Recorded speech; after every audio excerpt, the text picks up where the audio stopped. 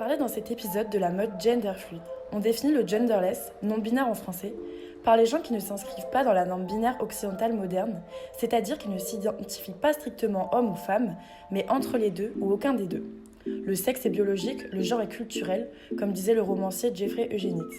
La vision binaire du genre se dissout peu à peu dans la mode, qui tend en ce moment à beaucoup plus d'inclusivité. Mais le mélange des codes de genre n'est pas forcément tout nouveau.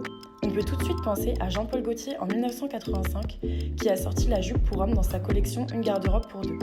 Il a voulu pourfendre les clichés vestimentaires liés au sexe. On peut aussi noter la tendance des années 80-90 chez des icônes d'apparence dans des codes très masculins et hétérosexuels à porter le crop top associé à l'hyperféminité. Aujourd'hui, cette mode est faite de nombreuses icônes comme le rappeur Lil Nas X, la chanteuse Christine and the Queen, le crew de rappeurs Reckless qui présente une nouvelle vision stylistique du genre en jouant avec les codes, la mannequin transgenre Raya Martini ou le mannequin et DJ Santaka. On voit la communauté queer qui s'exprime de plus en plus pour revendiquer leurs droits et leurs différences, par exemple par le biais du voguing. Le ballon-business, c'est pas très important ton genre de naissance. Ce qui compte, c'est l'identité que tu revendiques et cet espace est là pour le célébrer. Du côté des tendances actuelles, on en retrouve de plus en plus liées au genderless. Par exemple, le sac à main porté aussi par les hommes, Harry Styles ayant démocratisé la tendance, le costume d'homme très carré et masculin porté par les femmes, par exemple chez Balenciaga, les pièces streetwear de plus en plus unisexes, le crop top, la jupe ou encore la robe pour homme. De nombreuses marques font partie de la tendance, par exemple Telfar, 6ix9ine, Ecoslata, leur site est classé par vêtements plutôt que par genre. D'ailleurs, ce modèle de présentation des collections se démocratise de plus en plus. La marque de Nicolas Lecourt mentionne qui qualifie d'absurde le concept de genre, Ludovic de Saint-Cernin qui se rend compte de l'interchangeabilité des vêtements, etc.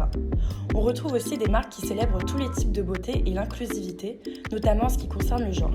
Mugler, avec Cassie Cadwallader à la direction artistique, qui prône une grande inclusivité dans le casting et la cible de la marque. Il a récemment fait une campagne avec une grande diversité de profils, notamment des mannequins transgenres, comme Dustin Muschwitz ou Diane. Dans les défilés aussi, on retrouve les actrices et mannequins Dominique Jackson et Hunter Schafer. Zoom sur Yasmine et Adala, une artiste transgenre qui vit à Paris, qui est intégrée dans la scène et la communauté queer parisienne. Elle est par exemple amie avec Raya Martini, Lala Rami, etc. Elle sort la nuit dans des clubs branchés parisiens et accompagne parfois les performances de ses amis. Elle est modèle, artiste, elle fait par exemple de la peinture ou des poèmes sur SoundCloud. Elle représente que bien le concept de non-binarité. Elle joue beaucoup avec les codes de genre, par exemple la barbe, le maquillage, des vêtements au style ultra féminin et une attitude ainsi que des coiffures. Elle collabore avec des magazines comme Antidote qui travaillent beaucoup dans cet univers gender fluid.